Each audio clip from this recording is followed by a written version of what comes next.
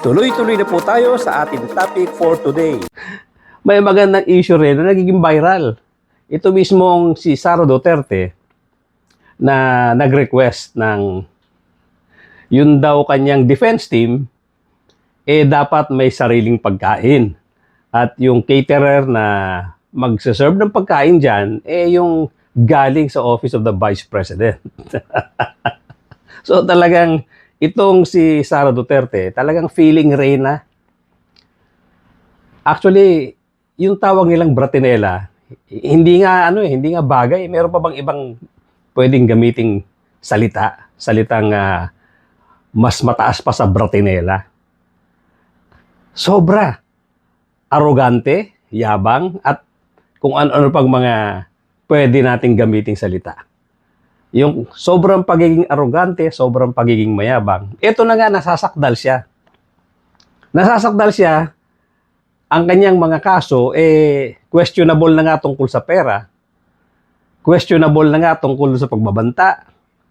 Mga kung tutuusin, mga criminal mga criminal deeds na pinag-uusapan dito.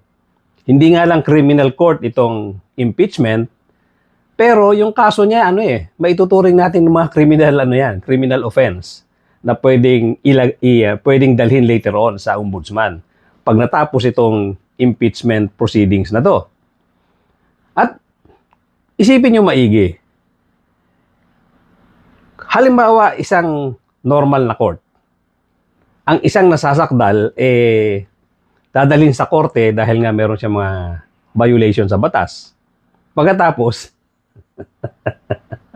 pupunta ka sa korte, sasabihin mo doon sa judge, pupunta lang ako rito kung ang grupo ko, ang mga abogado ko, ang mga witnesses ko, pati ako, may sariling pagkain. May sariling caterer, mayroon kaming holding room, at yan, pagkain na siserve sa amin, exclusive lang para sa amin, At ang pinakamalupit dito, judge,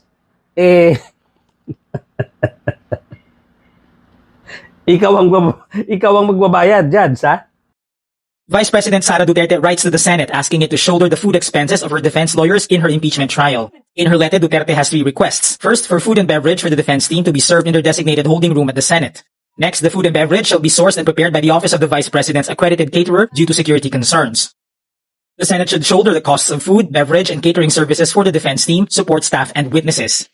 But Senate President Win Gatchalian rejects the request, saying we cannot afford it.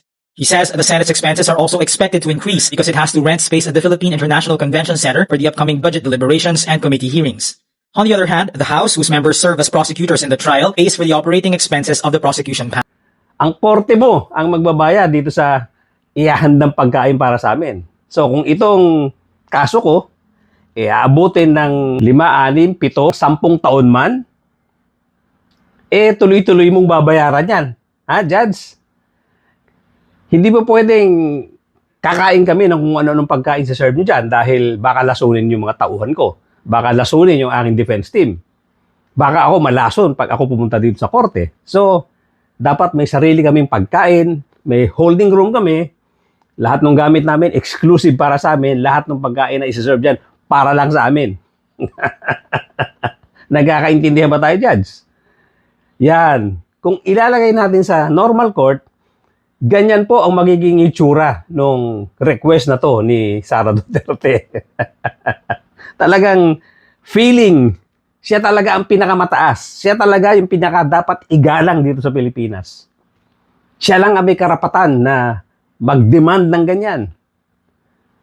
Siya lang ang pinaka pinuno ng Pilipinas. Isipin mo, nasasakdal ka na nga, meron ka nang hinaharap na kaso, kung ano-ano pa mang i-request mo. Ganyan po katindi ang utak nito. Ganyan ka-arrogante, ganyan kayabang. Ganyan kataas ang tingin sa sarili niya. Kaya dapat, antimano, ito, nire-reject agad Itong mga senator judges, medyo ang didesenting sumagot Pero sa totoo lang, nakakapikon itong request nito. Ngayon lang ako nakarinig ng ganitong klase na merong kang haharaping kaso sa impeachment court, pagkatapos, magre-request ka ng ganito. Ang alam ko, pwedeng mag-request sa justisya, sa judge, pwede ka mag-request. Yung huling kahilingan, pagbibitayin ka na, pagbibigyan ka ng korte. Yung huling kahilingan mo, pagbibigyan ka ng Muntinlupa, nung penitentiary, nung may sakop sa pagkakakulong mo. Yung magbibitay sa'yo, bibigay sa'yo yung mga gusto mong pagkain.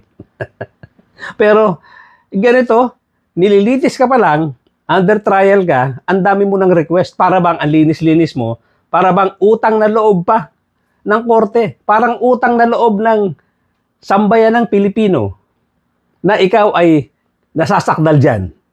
Na para bang karangalan pa ng Pilipinas na ikaw ay nasasakdal dyan at dapat pakainin lahat ng nandiyan dyan sa defense team mo. Ganyan po kalupit itong si Sara Duterte. Ganyan kalupit itong Vice President ninyo. At isipin nyo, nagtatap pa raw itong latest survey. Top na naman siya. Yung kanyang approval rating, ang taas. Kaya, dapat itong ginagawa ninyong paglilitis dyan, gusto nyo magkaroon ng handaan dyan, i-invite nyo na, pati ang mga may-ari ng survey firms na yan. Mag-party na lang kayo dyan sa Senado. Mukhang party ang gusto nyong gawin dyan hindi paglilitis. Na para bang wala kang hinaharap na problema. Hanggang dyan lang po muna, maikling vlog lang ito para dito kay Sara Duterte. Thank you so much for joining me today. At doon po sa mga bago lang sa akin channel, please subscribe, please hit the notification bell, pati na rin po yung like button. At share po natin para maraming makaalam nitong magaling na BP natin na ang dami-daming hinihiling na para bang napakalinis niya at siya pa ang dapat masunod dito sa mga gusto niyang mangyari sa korte, dito sa impeachment court, diyan sa Senado.